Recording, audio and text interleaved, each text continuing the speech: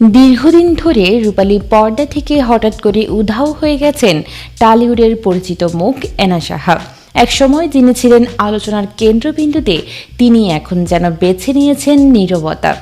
2022 সালে মুক্তি পাওয়া তার প্রযোজিত সিনেমা চিনেবাদাম ঘিরে তৈরি হয়েছিল চরম বিতর্ক। তারপর থেকেই ধীরে ধীরে ক্যামেরার সামনে থেকে হারিয়ে যেতে থাকেন এনা।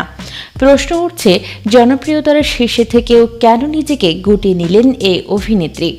ছোট পর্দার মাধ্যমে অভিনয়ে হাতেখড়ি হয় এনার। মায়াময় চেহারা এবং গলতন্ত্রের মিষ্টি হাসি দিয়ে সহসাই সবার হৃদয় হরণ করেন এ সুন্দরী।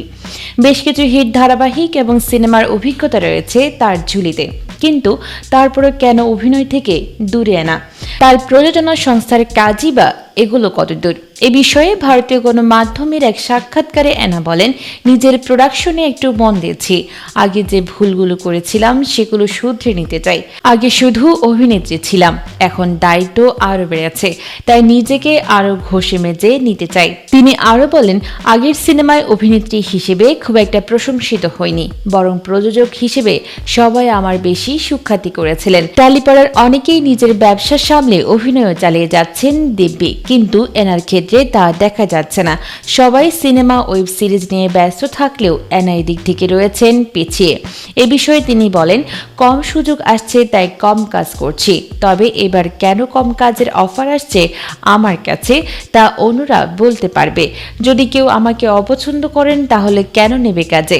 সবাই একজন মানুষকে পছন্দ করবেন তা তো হয় না।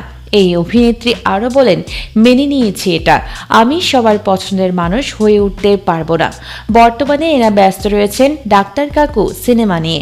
নির্মাতা ফাবিলের পরিচালনায় এই মুভিতে এনার পাশাপাশি অভিনয় করেছেন প্রসেনজিৎ চ্যাটার্জি, ঋদ্ধি সেন সহ আরও অনেকে।